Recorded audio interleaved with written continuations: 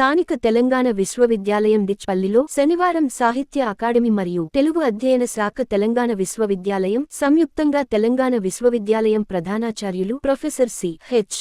ఆరతి అధ్యక్షతన professor Yadagiri registrar Telangana విశ్వవిద్యాలయం ముఖ్య అతిథిగా తెలుగు సాహిత్యం పర్యావరణ దృక్కోణం అనే అంశంపై ఒక రోజు సింపోసియం నిర్వహించనైనది. ముఖ్య అతిథిగా పాల్గొన్న రిజిస్ట్రార్ ఆచార్య ఎం. యాదగిరి మాట్లాడుతూ నాగరికత పేరుతో అనాగరికతకు పాల్పడుతున్నారని, అభివృద్ధి పేరుతో పర్యావరణాన్ని విధ్వంసం చేస్తున్నారని పేర్కొన్నారు. తెలుగు శాఖ వారు పర్యావరణం పట్ల సదస్సు చేయడం అభినందనీయమని పేర్కొన్నారు. ఈ సమావేశంకు అధ్యక్షత వహించిన తెలంగాణ విశ్వవిద్యాలయం ప్రధానాచార్యులు ప్రొఫెసర్ సి.హెచ్. ఆరతి మాట్లాడుతూ తెలుగు సాహిత్యంలో పర్యావరణ స్పృహ వచ్చినట్లయితే సామాజిక మార్పు తప్పకుండా జరుగుతుందని, పరిశోధక విద్యార్థులకు కొత్త అంశం పట్ల ఆసక్తి పెరుగుతుందని అన్నారు.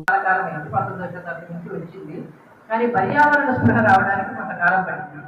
పర్యావరణ స్పృహ, సామాజిక స్పృహ వచ్చిన వెంటనే రాలేదు. సాహిత్యంలో ఎప్పుడు వస్తుంది? ముందు సమాజంలో వస్తే తర్వాత సాహిత్యంలో వస్తుంది. కాబట్టి సమాజంలో పర్యావరణ స్పృహ వచ్చిన తర్వాత సాహిత్యంలో దాన్ని ప్రతిబింబించిన పైన మనకు స్పష్టంగా కనిపిస్తుంది. పర్యావరణ సాహిత్యమే ఎప్పుడు వచ్చింది అని మనం అనుకుంటే, ప్రాచీన ప్రకృతి అనేవాళ్ళం ఇప్పుడు ప్రకృతి అనే పదం మాత్రమే వాడితే సరిపోదని తెలుసు. కాబట్టి పర్యావరణం అనే పదాన్ని విస్తరించింది. ప్రకృతి సాహిత్యానికి, ప్రకృతి కవిత్వానికి సమస్త జీవరాశులని, ఏనుగులు, గుర్రాలు, అన్ని సకల జంతువులు, క్రూర జంతువులు, పక్షులు అన్నిటినీ కూడా బలిస్తాడు. బలి ఇచ్చి నేను దేవతలను సంతృప్తిపరిచాను అని ఆనందిస్తాడు. నిజంగానే దేవతలు సంతృప్తి పడ్డారు. భగవంతుడు ప్రత్యక్షమయ్యాడు. ప్రత్యక్షమై ధర్మరాజుకి చాలా చేశారు. నేను చెప్పింది కరెక్ట్ కావచ్చు కాకపోవచ్చు, బేసిక్గా నేను కామర్స్ టీచర్.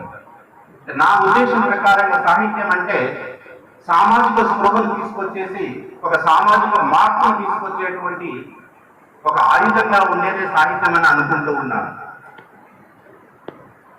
మరి తెలుగు సాహిత్యం ఇంతసేపు సార్ చెప్పినట్టుగా వాతావరణ కాలుష్యం కావచ్చు, జల కాలుష్యం కావచ్చు, శబ్ద కాలుష్యం కావచ్చు, వీటన్నిటినీ నివారించడానికి తెలుగు సాహిత్యం యొక్క ప్రాముఖ్యత ఏంటి, మరి తెలుగు విద్యార్థులుగా, తెలుగు అధ్యాపకులుగా, తెలుగు వారిగా మన యొక్క పాత్ర ఏంటి అనేది మనందరం ఈరోజు ప్రశ్నించుకోవాల్సినటువంటి అంశం.